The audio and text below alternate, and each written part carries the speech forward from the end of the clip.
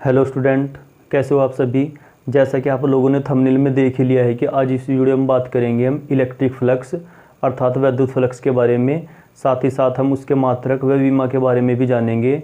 यह एक ऐसा टॉपिक है जो कि एग्जाम में बहुत बार पूछा गया है कि विद्युत फ्लक्स क्या है, इसका मात्रक व विमा लिखिए। तो आपको यह वीडियो बहुत अच्छी तरीके से देखनी है। आप देख रहे हैं Roshan education 2.0 and my name is Roshan उज्जवल।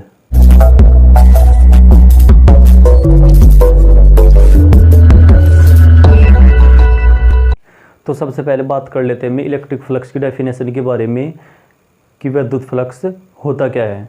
किसी विद्युत क्षेत्र में रखे किसी काल्पनिक पृष्ठ के अभिलंबवत गुजरने वाली विद्युत बल रेखाओं की संख्या को हम विद्युत फ्लक्स कहते हैं। परिभाषा क्या हुई कि किसी विद्युत क्षेत्र में रखे काल्पनिक पृष्ठ के अभिलंबवत गुजरने वाली विद्युत बल रेखाओं की संख्या को हम विद्युत फ्लक्स कहते हैं। इसे हम एक फिगर द्वारा समझ लेते हैं कि मान लीजिए ये कोई पृष्ठ है जिसका क्षेत्रफल a है और यह इस विद्युत क्षेत्र के अभिलंबवत रखा है।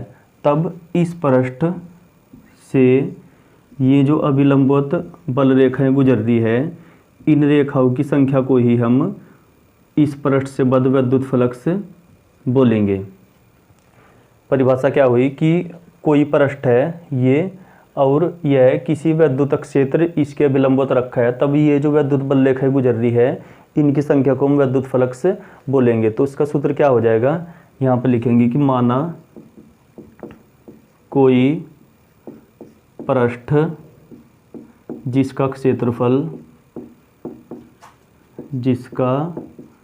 क्षेत्रफल a है किसी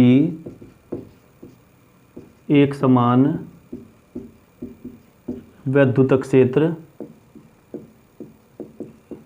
E में रखा हो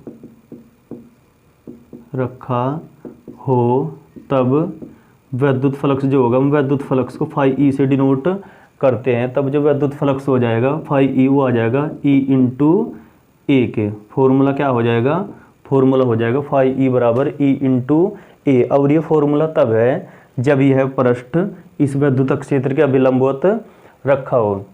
और यदि दूसरी कंडीशन हो जाएगी कि यदि यह पृष्ठ अभिलंबवत न होकर इस विद्युत क्षेत्र से किसी अन्य कोण पर हो, अर्थात विद्युत बल रेखाएं जो हैं वह किसी अन्य कोण यानी कि थीटा मान लीजिए थीटा कोण से गुजरे, तब यहाँ पे लिखेंगे यदि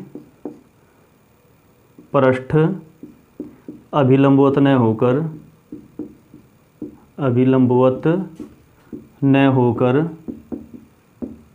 किसी कोण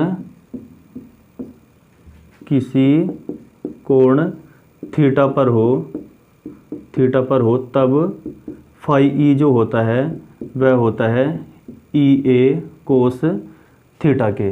अर्थात दो फॉर्मूले आए।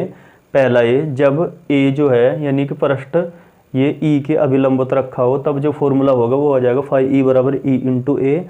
और यदि यह पृष्ठ किसी विद्युत क्षेत्र से थीटा कोण पर हो अर्थात अब के बार अभिलंबवत न हो, तब जो फॉर्मूला हो जाएगा फाई ई बराबर वह होता है ई ए कोस थीटा। अब इन दोनों फॉर्मूले से हमें क्या पता चल रहा है, इन दोनों फॉर्मूले से हमें पता चल रहा है कि जो विद्युत फ्लक्स है वह दो चीज़ों पर निर्भर कर रहा है। एक तो विद्युत क्षेत्र पर और साथ ही साथ ए पर। अर्थात ये जो विद्युत फ्लक्स है ये प्रोपोर्शनल है ई के और ए के।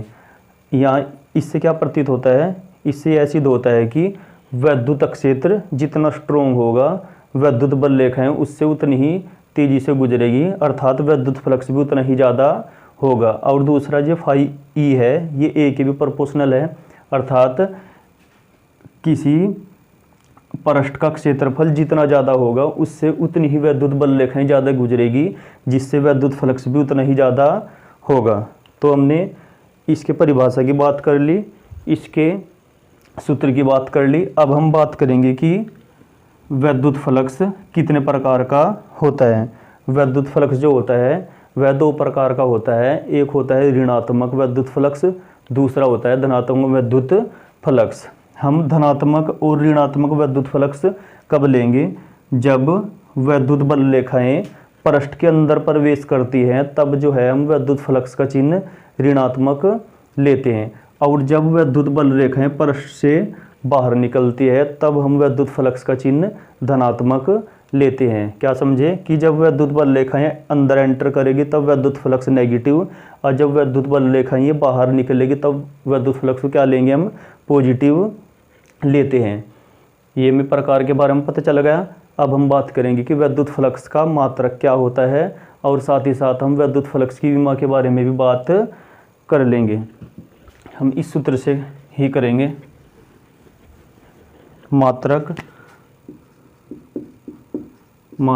चूंकि फाई ई बराबर कितना आ गया? फाई ई बराबर आ गया ई इंटू ए। तो फाई ई बराबर हमें पहले चैप्टर में पढ़ा है हमने विद्युत क्षेत्र वाले में कि ई जो होता है वह एफ अपॉन क्यू के इक्वल होता है, और ये आ गया ए। तो फाई ई का जो मात्रक आ गया, फाई ई का मात्रक वह हो गया बल का मात्रक न्यूटन होता है, ए का मीटर स्क्वायर, और इस आवेश का कूलाम होता है। तब जो विद्युत फ्लक्स का मात्रक होता है वह होता है न्यूटन मीटर स्क्वायर प्रति कूलाम।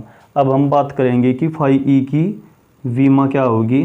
फाई ई की विमा तो इस सूत्र से ही करेंगे हम।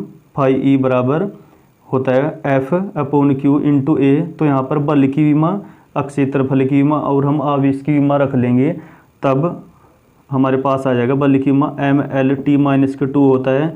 हमें पता है एरिया की विमा हो जाएगी एल स्क्वायर, और इस आवेश की विमा होती है ए टी। तो इस पूरे पोर्शन को यदि हम हल करें तो एम एल और एल की 2, एल की 3 हो गई, टी की माइनस के 2, एक टी और नेगेटिव में हो जाएगा तो टी की पावर माइनस के 3 हो जाएगी। ए नीचे की साइड +1 है तो ऊपर जाकर हो जाएगा माइनस के 1। तो मात्रक क्या होगा? न्यूटन मीटर स्क्वायर प्रति कूलाम विद्युत फ्लक्स का, और विमा जो हो जाएगी वह हो जाएगी एम एल की पावर 3, टी की पावर माइनस के 3 और ए की पावर माइनस के 1।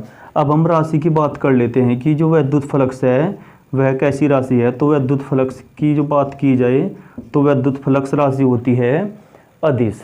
तो हमने इस वीडियो में क्या क्या किया? सबसे शुरू में विद्युत फ्लक्स की हमने परिभाषा की बात करी कि यदि कोई पृष्ठ इस क्षेत्रफल के अभिलंबवत रखा हो, या किसी पृष्ठ जो ई में रखा हो उसके अभिलंबवत जो विद्युत बल रेखाएं गुजरी थी उनकी संख्या को ही हम विद्युत फ्लक्स कहते हैं। यदि अभिलंबवत है, फॉर्मूला ये, यदि किसी कोण थीटा पर है अर्थात विद्युत बल रेखाएं अभिलंबवत न गुजरकर किसी कोण थीटा पर गुजरे, तब फॉर्मूला हो गया था फाई ई बराबर ई इंटू ए कोस थीटा।